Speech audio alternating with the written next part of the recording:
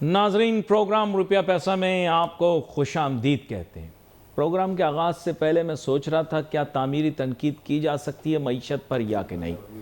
परेशानी की बात यह है कि हमारे मुल्क के अंदर, मुझे आज भी याद है, जब पीटीआई की हुकूमत थी तो किसी माई के लाल में हिम्मत नहीं थी कि वो उनकी गवर्नमेंट के ऊपर या उनकी माशी पॉलिसियों के ऊपर तनकीद कर सके। असद उमर ने हमारे मुल्क के साथ क्या किया, हमारे मुल्क की मईशत के साथ क्या किया, यकीन करो मैं आपको बता नहीं सकता। फैमिली शो है, वरना अल्फाज का इंतखाब ऐसा हो जाए कि आपकी सोच है। फिर इन्होंने दूसरा फाइनेंस मिनिस्टर रखा, उसने भी पीटीआई वालों का बेड़ा गर्क किया उसने मईशत का, लेकिन किसी में जुर्रत नहीं थी, आपको याद होगा, कि कोई कुछ कह सके।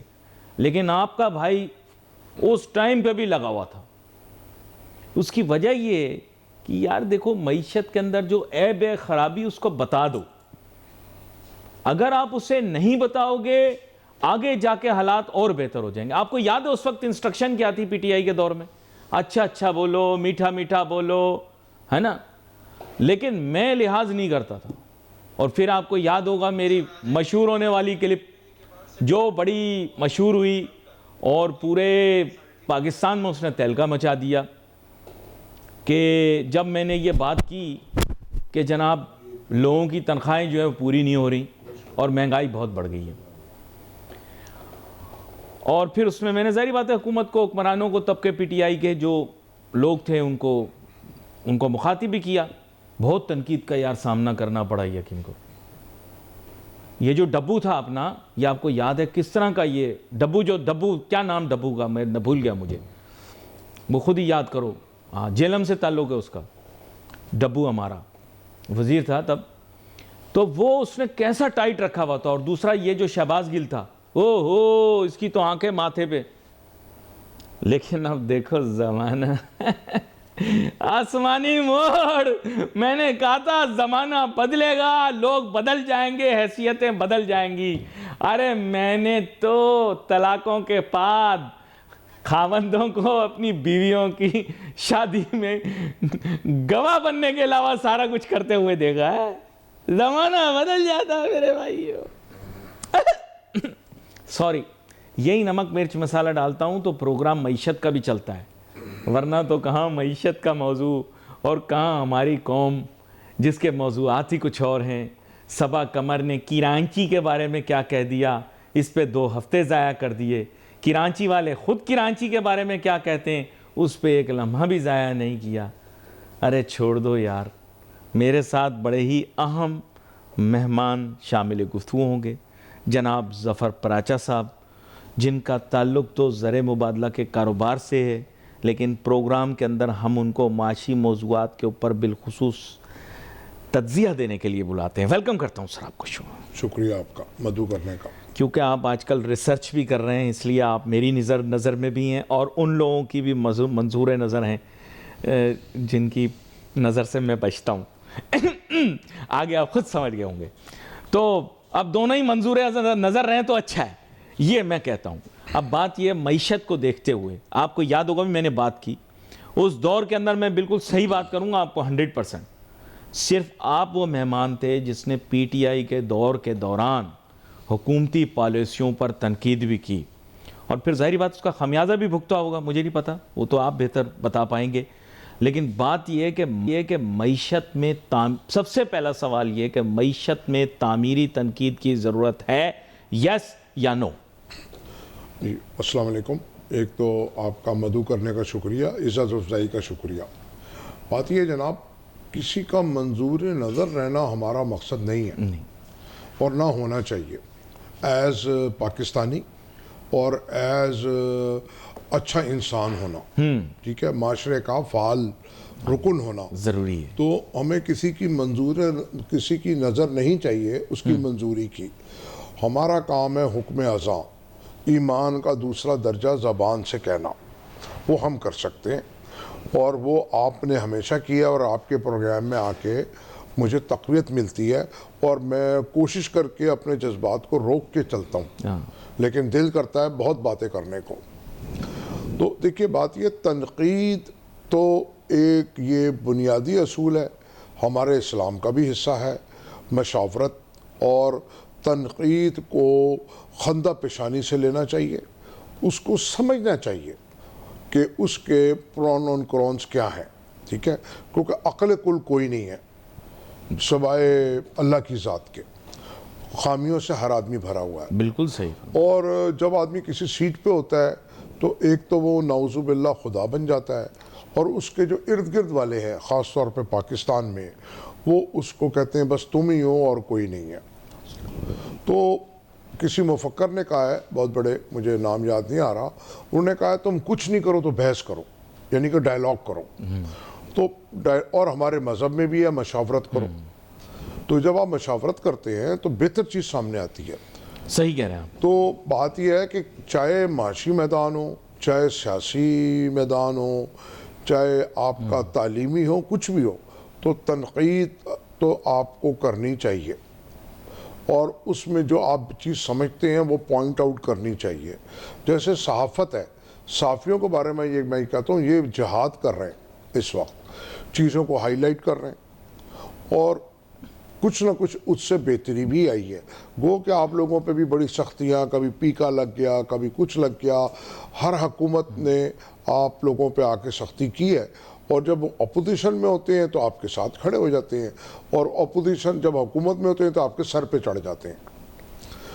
तो ये बात अपनी जगह मौजूद है। लेकिन अब मैं आपसे ये पूछना चाहता हूँ कि देखें, अभी जैसे इकोनॉमिक इंडिकेटर्स की हम बात करते हैं, अभी तिजारती खसारे और हाजिर खसारे के मुतल्लिक लोगों के जहन में खदशात हैं, मेरे जहन में भी हैं, और इससे आपको पता है कि डॉलर का रेट भी बहुत ज़्यादा मुतासिर होता है, मुल्क के ज़खायर भी बहुत ज़्यादा मुतासिर होते हैं। इसको इस वक्त टॉप प्रायोरिटी क्यों नहीं बनाया गया? मुझे क्या लेना देना कौन कितना जादू करता है, या उसका जादू असर वाला है या नहीं? अगर उसका जादू तासीर वाला होता तो आज वो अंदर थोड़ी होता। तो हम जादू टोने वाली कौम बनना चाहते हैं या हम साइंस पसंद कौम बनना चाहते हैं? हमें इन मसाइल का हल निकालना है, हम उसके जादू टोनों का तोड़ निकालते फिर रहे हैं। सर ये समझिए बात को प्लीज़। देखिए जनाब, बात यह है कि मैं फिगर्स के हवाले से बात नहीं करना चाहता। जी जी। मैं तो वो या आप या लोगों पर रौब नहीं डालना चाहता फिगर्स बता के। जी जी। मैं तो कोशिश करता हूँ कि नफ्स पे हाथ रखा जाए। जी जी। जो आपने बात की ना, जादू टोना हाँ। और या साइंस की तरफ जाना है, हाँ। तो हमारे मुल्क का अलमिया ये है कि हमारे यहाँ मजहबी अनासर हमारे सर पे चढ़े हुए, और हमारा भी कसूर है कि हमने उनको अपने फ़ायदों के लिए आगे बढ़ाया। तो आपको हर एक मील में 5 मस्जिदें, 10 मदरसे मिल जाएंगे, और हर 50 मील 100 मील में आपको यूनिवर्सिटी नहीं मिलेगी। और यही वजह है हमारे यहाँ ये जादू टोने आमिल, जिनके अखबारों में भी इश्तहार दीवारों पे भी आते हैं। तो एक बात तो हमें ये देखनी है कि हमें तालीम की तरफ जाना है, और उसके ऊपर भी तालीम के बजट पे भी मैं बात करना चाहूँगा। जी जी, कर लें। अगर अभी कहें तो अभी कर दूँ? पहले नहीं, अभी कर दें, पहले कर दें, फिर बाद में तो हम इसी मौजूद पर तालीम बात के हवाले से, क्योंकि बात ज़हन से निकल जाती है। सिर्फ मैं ओ लेवल की बात करूँगा। ओ लेवल के और ए लेवल के जो पेपर्स होते हैं हमारे यहाँ, जो उसकी फ़ीस जाती है वो तकरीबन सालाना 60 अरब रुपया जा रहा है। 60 अरब रुपया, 60 बिलियन रुपीस सिर्फ 2 पेपर्स की। उसके अलावा जो ऑक्सफोर्ड वाले हैं वो उनकी अलग, और इम्तहानात अलग, उनका निज़ाम फ़र्क है। मैं सिर्फ इन 2 पेपर्स की बात कर रहा हूँ, और उसमें पाकिस्तानियों की तादाद लाखों में है, जो मेरा ख्याल है दुनिया में टॉप पे है। जी जी।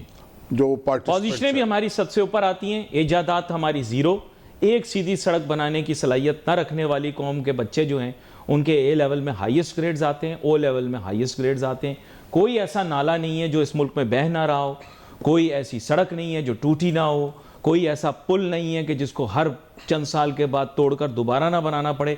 लेकिन ए लेवल्स और ओ लेवल में हमारी पोजीशनें बेस्ट आती हैं। ये तो आपका जो तालीमी बजट है टोटल, वो शायद इससे कहीं कम है, और जो सिर्फ आप एक पेपर्स के जो फीस पे कर रहे हैं, जो फॉरेन एक्सचेंज में जा रही है, वो तकरीबन 60 बिलियन है, नियर अबाउट 1 बिलियन ऊपर नीचे। और आपका तालीमी बजट उससे का, HEC का बजट उससे कम है, हायर कमीशन का औरों का।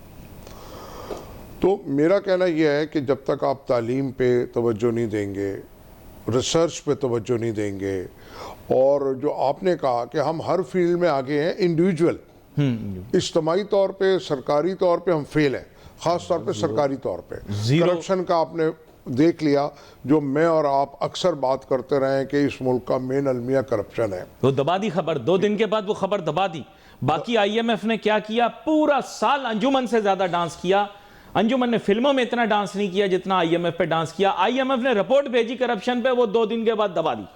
वो रिपोर्ट भी जो एक्चुअल रिपोर्ट है उसको इन्होंने पहले बातचीत करके उसको सॉफ्ट कराया, जो उसमें अल्फाज थे उनके, जो और बहुत सी चीज़ें पहले निकलवाई गई हैं।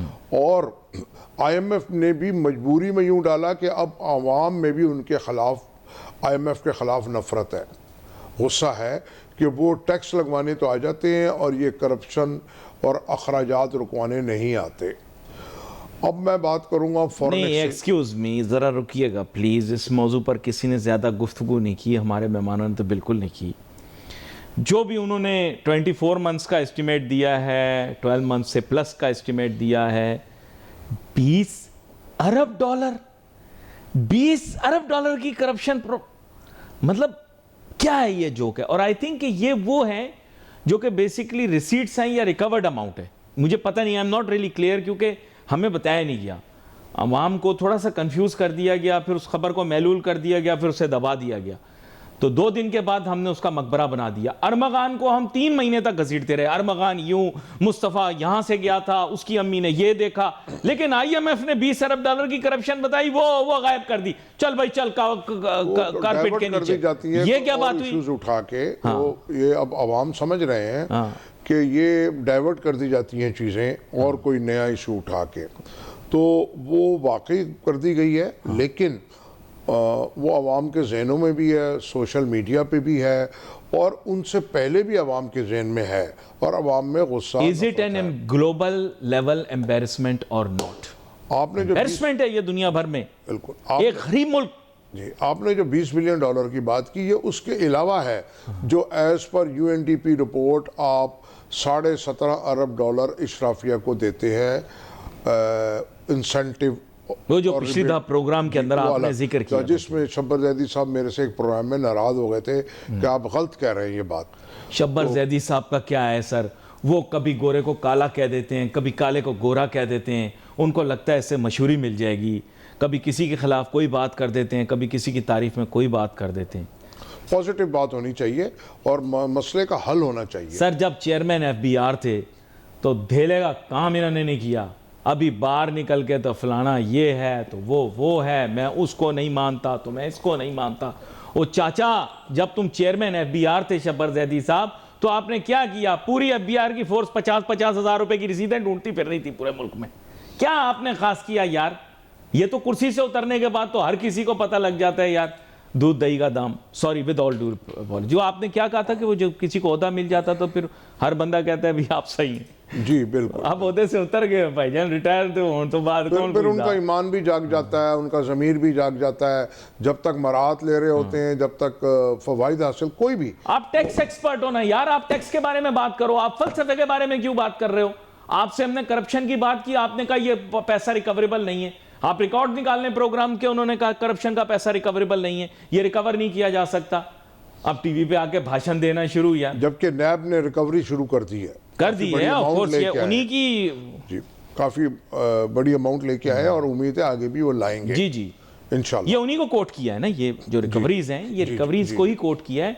और मैं अब प्रोग्राम के अंदर ये बात कहना नहीं चाहता, लेकिन बेसिकली क्या है कि जो प्ली बार्गेन, बोलना नहीं मैं चाह रहा, लेकिन ये प्ली बार्गेन्स का जो एक ज़माना चला है जिसमें बहुत सारे लोग इसमें बच के निकले हैं, वो अब क्या कह सकते हैं, फॉर्चुनेट और अनफॉर्चुनेट करप्शन हमारे सिस्टम का हिस्सा बन चुकी है। करप्शन भी है। फिर ये देखिए, जो आईएमएफ ने कहा है वो मैं बहुत अरसे से कह रहा हूँ कि हमारे यहाँ पॉलिसी और कानून इसलिए बनाए जाते हैं करप्शन करने के लिए, और आवाम के लिए। अगर आप देखें पिछले 15, 20, 25 साल में कोई कानून पास नहीं हुआ आम आदमी के लिए, गरीब आदमी। वहाँ दिन ब दिन महंगाई हो रही है, इधर ये कर्ज लेते हैं और कर्ज लेने के बाद खर्च कर देते हैं, और 25 करोड़ लोग मिल के वो इनका कर्जा उतारते हैं। सर बाय द वे, मैं अब वापस टॉपिक पे आता हूँ, लेकिन आपको बड़े मज़े की बात बताता हूँ। 20 साल तो हमारे मुल्क में जो तमाशा चला है ना, जो लोग लोन खा गए सारे बैंकों के, पूरा आपका बैंकारी निज़ाम नोच के खा गए ये लोग। आपको पता है ये जो नेशनलाइजेशन ऑफ बैंक्स हुई, उसके बाद इन सारे बाअसर अफराद ने बैंकों से लोन लिए और ये डिफॉल्टर होके खा गए सारे पैसे। ये तो क्या मैं कहता हूँ भी प्राइवेट सेक्टर में आए तो थोड़ी जान छूटी, वरना तो आपको याद होगा ये बैंक डिफॉल्टर खा गए थे इस मुल्क को, खाए थे नहीं कि आपको याद होगा। 3 अरब डॉलर जो पीटीआई दौर में इमरान खान ने जीरो रेट पे दिया, उसकी लिस्टें जो है वो सिक्योरिटी रिस्क के नाम पे उन्होंने दी नहीं, आपकी असेंबली को या वो सलीम मांडवी वाला साहब की जो कमेटी है उनको नहीं दी। तो मेरा कहने का मकसद ये है, अब हम आ जाएं वही ट्रेड डेफिसिट और इसकी तरफ आते हैं, करंट अकाउंट डेफिसिट की तरफ। अच्छा, ये मुझे शोबा तहकीक बता रही है, I am not really sure but I have read it in some of your stuff as well, जो आप रिसर्च वगैरह कहते हैं, there is a bulge here, जो मेरा ख्याल है एक बढ़ रहा है करंट अकाउंट। ये हमारे शोबा तहकीक ने भी बताया। एक छोटी सी ब्रेक की जानिब जाते हैं, ब्रेक से वापस और गुफ्तगू जारी रखेंगे। Let's take a short break.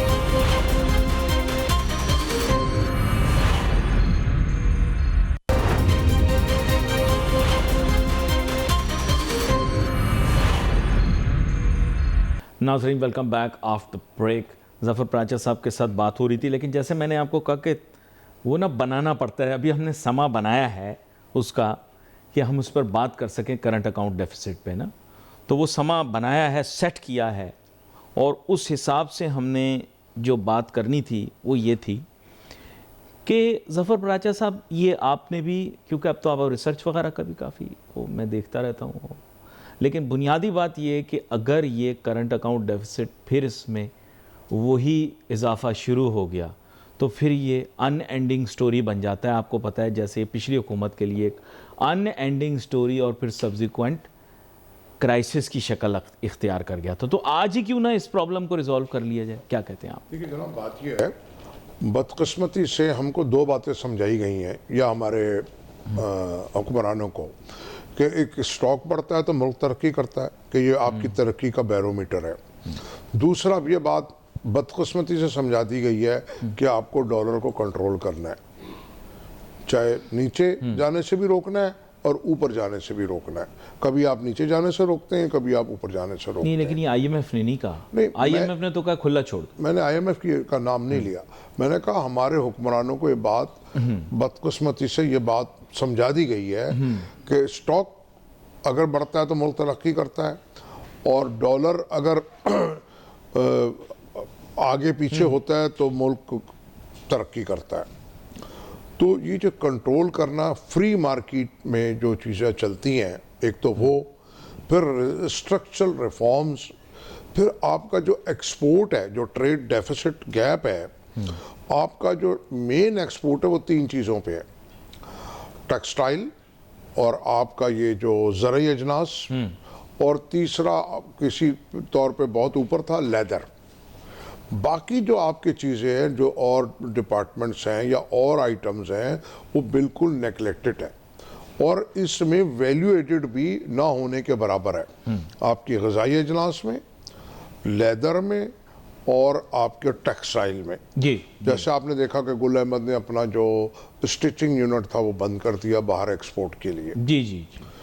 तो मेरा कहना यह है कि जब तक आप अपनी रियल एक्सपोर्ट नहीं बढ़ाएंगे, बात नहीं बनेगी जी। अच्छा, अब अगर आप इंपोर्ट पे पाबंदी लगा देते हैं तो वक्ती तौर पे आपका ट्रेड डेफिसिट कम हो जाता है जी। आप कभी कहते हैं हमने सरप्लस कर दिया, ये कर दिया, उसके साइड इफ़ेक्ट्स हमने देखने हैं। एक जो फिजिशियन या डॉक्टर होता है वो, या रिसर्चर होता है, वो ये देखता है कि ये मैं पॉइंट दबाऊंगा तो इसके प्रेशर कहाँ कहाँ जाएंगे।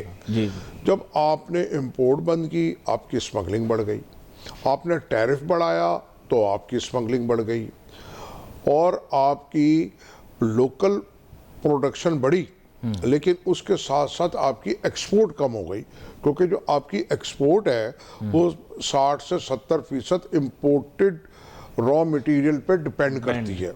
तो मेरा कहना यह है कि डॉलर आपने रोक लिया, चाहे नीचे जाने से या ऊपर जाने से, ठीक है, उसके साथ जो दीगर चीज़ें हैं, पूरा जिस्म, जैसे आपने बैटरी निकाल ली, गाड़ी खड़ी कर दी, तो फिर गाड़ी खड़ी हो गई, बैटरी को आपने मेंटेन, चलो पेट्रोल तो नहीं चल रहा ना, पेट्रोल नहीं चल रहा, फिर आपका जो ऑयल का जो इंपोर्ट का बिल है वो वही स्टैग्नेंट है, बस वो नीचे नहीं आ रहा।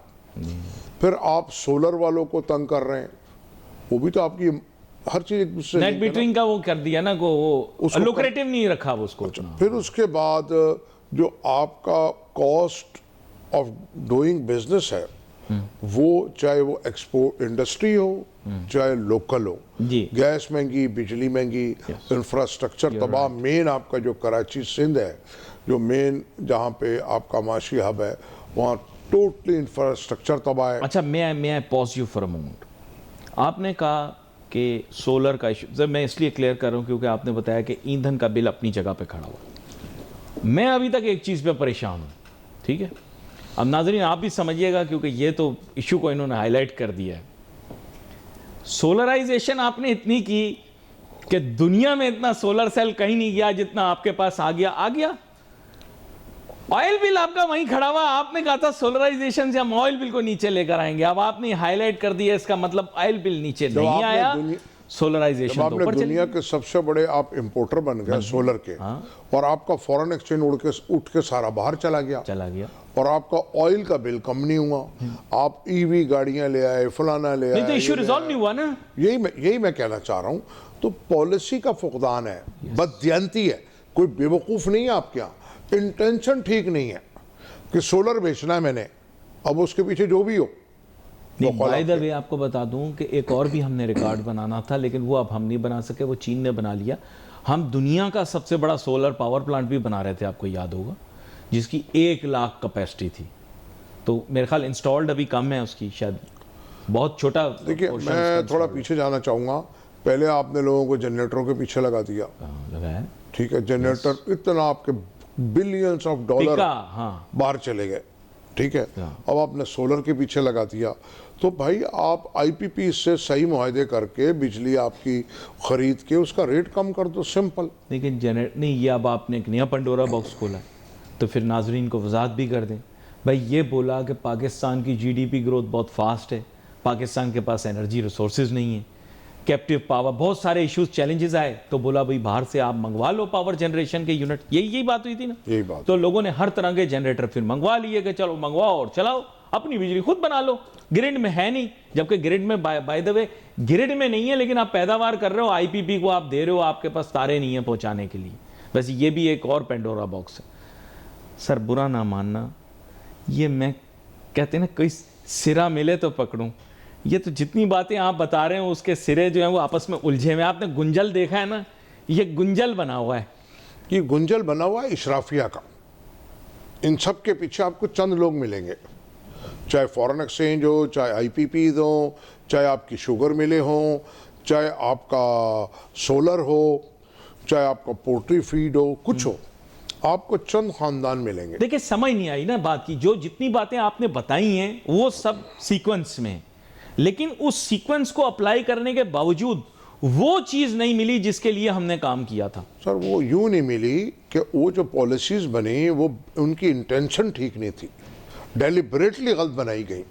अब ये कोई रॉकेट साइंस नहीं है आजकल पॉलिसी बनाना, अब तो इंटेलिजेंस का जमाना है, ठीक है, आर्टिफिशियल इंटेलिजेंस। जी जी, ये तो आज है ना, लेकिन आम तौर पे लोगों को मालूम है। अब मैं ये देख रहा हूँ, अब इन्होंने कहा जीडीपी ग्रोथ भी हमारी इतनी नहीं आई। इसके माने ये नाजरीन, अगर जीडीपी ग्रोथ चंद ये परसेंटेज पॉइंट्स में आती है ना, ये तो मैं आपको बता दूं हमारे मुल्क में इन्फ्लेशन नंबर भी सही होते हैं कि नहीं होते, मैं इसकी बहस में नहीं जाना चाहता। इसके माने ये कोई नए मेगा प्रोजेक्ट नहीं लगे इस मुल्क के अंदर, मेरा नहीं ख्याल। ये तो फर्स्ट हैंड देखते हैं, मेरे ख्याल से इतनी बड़ी कोई एक्सपेंशंस भी नहीं आई पिछली एक डेकेड में, तो मैंने कम देखी हैं। जैसे इन्होंने बताया बीच में 3 अरब डॉलर बराबर लोन्स दिए गए थे जीरो रेट पे। वो बहुत लंबा सीन बना, लेकिन फिर उसके बाद जैसे तो यानी इतनी कोई मेजर ग्रोथ ओरिएंटेड चीज हुई नहीं है। तो बिजली की इसका मतलब डिमांड कोई ज्यादा नहीं बढ़ी होगी, सोलराइजेशन भी हो गई, ऑयल बिल वहीं खड़ा हुआ है, सवालिया निशान आ गया। फिर उन्होंने बताया सारा पैसा बाहर भेज दिया, जनरेटर के नाम पर, मशीनरी के नाम, बहुत सारी चीजों के नाम पे गया है। सीपैक बन गया, नहीं अभी सीपैक बन गया, सॉरी आप रोक रहा था मैं, सीपैक बन गया सर, बन गया सर। देखे आप खुल के बात करें, आप और मैं अब 1 दिहाई हो चुकी है प्रोग्राम करते हुए, सीपैक बन गया। आप बताएं मुझे कह रहे हैं सीपैक बन जाएगा तो हमारी GDP growth rate double digit में जाएगी। सीपैक पिछले हम 30 साल से तो सुन रहे हैं किसी ना किसी शक्ल में, किसी न किसी शक्ल में, 1990 के ज़माने से, ठीक है। अभी तक तो बना नहीं है, अल्लाह करे बन जाए। मैं बात करूँगा एडमिनिस्ट्रेटिव मेयर्स की और इस्टेब्लिशमेंट की। उन्होंने कोशिश करके SIFC बनाया, जी जी, लेकिन उसको भी आपकी सियासतदानों ने, ब्यूरोक्रेसी ने फेल कर दिया। मैं बड़े कैटेगोरिकली बात कर रहा हूँ, ठीक है। तो हमारे आर्मी चीफ की मेहनत को आज की तारीख तक ज़ाया कर दिया। फिर आपका जो ग्रीन इनिशिएटिव प्रोग्राम था, जिसमें नहरें, उन्होंने बारिश के पानी को रोकने के लिए पीपल्स पार्टी ने क्या काम करा, की निगाह कर दिया आपने, नज़र कर दिया आपने उसको, उसकी नज़र कर दिया। तो स्ट्रक्चरल रिफॉर्म्स चाहिए। और जो आपका जो टैक्स रेट है, जिसकी वजह से लोग भाग रहे हैं, आपने कैनाल नहीं बनाई, सैलाब आया, नुकसान हुआ, अगर कैनाल बन जाती तो पानी कहीं ज़ख़ीरा हो जाता। बिल्कुल ऐसे, गलत प्लान था, बिल्कुल ऐसे। अच्छा प्लान था, वो तो एक अच्छा प्लान था। देखिए एक और मैं बात पानी करना ज़ख़ीरा हो जाता, रेगिस्तान में ज़ख़ीरा हो जाता पानी। आज रेगिस्तान ज़ख़ीरा नहीं हो जाता, वो सरसब्ज हो जाता, हरियाली हो जाती, आपकी फूड सिक्योरिटी बेहतर हो जाती। फूड सिक्योरिटी सर आपकी बड़ी ख़तरनाक है। आप अपने पड़ोसी मुल्क ईरान में देखो, कह रहे तेहरान खाली करना पड़ेगा आपको पानी की वजह से। अलार्मिंग, सर पे खड़ा है वो। ये कोई 5 साल 10 साल की बात नहीं हो रही है, ये चंद दिनों की बात हो रही है कि आपको तेहरान खाली करना पड़ेगा। वाटर रिजर्व्स खत्म हो गए, तो इसका मतलब तो मुल्क ही खत्म। अगर आप, उनका कैपिटल है ना तेहरान, तो वो अगर आप खाली करेंगे तो मुल्क ही खत्म। तो हमारे यहाँ फूड सिक्योरिटी, पानी, ये सर पे खड़ी है चीज़ें। उसके अलावा ये ग्रीन इनिशिएटिव एक बहुत अच्छा इसके अलावा मैं एक बात हाँ। कहना चाहूँगा आपके टैक्स कलेक्शन की। आपने 2-3 साल में आपका टैक्स कलेक्शन तो डबल ट्रिपल कर लिया, लेकिन वही आफ्टर इफेक्ट्स या साइड इफेक्ट्स, आपके मल्टीनेशनल चले गए। आपके पाकिस्तान के जो लोकल कंपनीज थी वो टॉप दिल्ली, बॉम्बे में, दुबई में रजिस्टर्ड कराने में नंबर 1 है। इन्वेस्टर पाकिस्तान का प्रॉपर्टी में नंबर 1 है। फ्लाइट ऑफ कैपिटल हो गया, सालाना $20 अरब जा रहा है। तो ये इश्यूज है ना, कंसर्न, ये तामीरी तनकीद है। तो अगर तामीरी तनकीद है ना, अगर आपने उसको रोक लिया, फॉरेन एक्सचेंज को आपने ओवर रेगुलेट कर दिया, आप 500 नहीं खरीद सकते, 100 नहीं खरीद सकते, नाराज हुए, 300 नहीं होते रहे नाराज, बड़े नाराज हुए हैं कि हमसे क्यों पूछा गया कि हमने पैसे बाहर भेज दिए। ठीक बात है। अब बात ये, आपने फॉरेन एक्सचेंज का बिजनेस अब आप तबाह कर रहे हैं, डेलिबरेटली ओवर रेगुलेट कर रहे हैं, हवाले का काम बढ़ रहा है, बड़े मार्केट बढ़ रही है। भाई जब आपको डॉलर मेरे से नहीं मिलेंगे, या बाद में आपको FIA वाला फ़ोन करेगा कि जी अली नासिर साहब बताएं आपने $2000 क्यों ख़रीदे या 500 क्यों ख़रीदे, तो आप मेरे पास तो नहीं आएंगे। क्यों? वो इसलिए बढ़ रहा है कि हमारे वॉल्यूम गिर गए। आप ये देखिए ना, अगर आप पाबंदी लगाते हैं तो उस पाबंदी के असरात आपके पास जो फ्लोज हैं, अगर आप मुख्तलिफ कैनाल्स बंद करके मेन कैनाल में लाएंगे पानी को, तो उधर पानी बढ़ना चाहिए ना। एक बड़े मजे की आपको बात बताऊं, आप किसी दुकानदार को डॉलर में पेमेंट कर दें, खुशी से ले लेगा पाकिस्तान में, ज्यादा पैसों में। आपस में लोग डील कर रहे हैं, आपस में लोग डील कर रहे हैं, कहते हैं डॉलर में। ऐसे आंखों में इनके चमक आती है अगर आप कह देना यार ओ डॉलर खुला कराना पड़ेगा, आपको डॉलर ही दे दूं। मशीनें रखी हुई अपने पास, रखी हुई नहीं रखी हुई बताएं, लोगों ने हर मार्केट के अंदर मशीनें रखी हुई हैं कि भाई मनी चेंजर के पास क्यों जाएं, तो अगर कोई आया है बेचने जाएं तो सवाल हम 50 करेंगे। बिल्कुल रखी हुई लोगों ने, ये खुलेआम ये काम हो रहा है। गो के मुझे ये बातें करने से हो सकता है किसी जगह पे मुझे इसका कोई इससे नुकसान हो, लेकिन एज पाकिस्तानी लॉयल मैं ज़रूर चीज़ों को हाईलाइट करने की कोशिश करता हूँ। फॉरेन एक्सचेंज का बिजनेस आप ले गए 1857 के ज़माने में, 1947 के नहीं, 1857 के ज़माने में ले गए। और आप जब चीज़ों को इस तरह पकड़ेंगे, आपके यहाँ FDI क्यों बंद हो गई? जो ओवरसी पाकिस्तानी था आपका, वो यहाँ इन्वेस्टमेंट लाता था और लेके जाता था वापस कमा के। मैं अभी फॉरेन इन्वेस्टर की बात नहीं कर रहा, मैं भी सिर्फ ओवरसी पाकिस्तानी की बात कर रहा हूँ। वो लाता भी था लेके। जब कोई आप शारा, कोई एवेन्यू आप वन वे कर देंगे तो वो रॉन्ग साइड आएंगे लोग, रॉन्ग साइड आएंगे। और यहाँ पर एक छोटी सी ब्रेक लेंगे, ब्रेक के बाद वापस आएंगे, गुफ्तगू को आगे लेकर चलेंगे।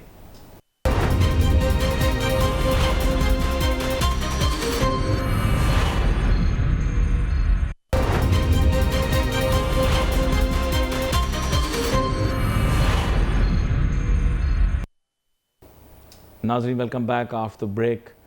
काफ़ी मौज़ूआत हैं जिन पर बात हो सकती है, लेकिन आगे आने वाले दिनों के अंदर मेरे ख़्याल से उनको एड्रेस कर लेंगे। आज तो मेरे ख़्याल से हमने बहुत सारे मौज़ूआत को कवर किया भी और सॉल्यूशंस भी रेकमेंड किए हैं। अगर आप उसको देखें गौर से तो इन्होंने यही चीज़ हाईलाइट की है कि पॉलिसी मेकिंग करो तो इंटेंशन ठीक रखो। इंटेंशंस अगर सही होंगे तो पॉलिसी के डिज़ायर्ड जो भी आप आउटकम चाह रहे हैं वो निकलेंगे। चंद एग्जांपल्स भी साइट की, इश्यूज़ और चैलेंजेस को भी आपके सामने प्रेजेंट किया और ख़ास तौर पे जो करंट अकाउंट डेफिसिट और ट्रेड डेफिसिट की जड़ है यानी ऑयल इंपोर्ट्स, उसके बारे में बड़ा हाईलाइट किया है। लेकिन अब ये है कि बाकी मौज़ूआत आगे आने वाले दिनों के अंदर हम डिस्कस करेंगे। ज़फ़र पराचा साहब, आपको बहुत शुक्रिया, आप शो में हमारे साथ शामिल हुए। नाज़रीन, wait for message on Facebook. Ali Nasir हमारी टीम को इजाज़त दीजिए। अल्लाह हाफ़िज़।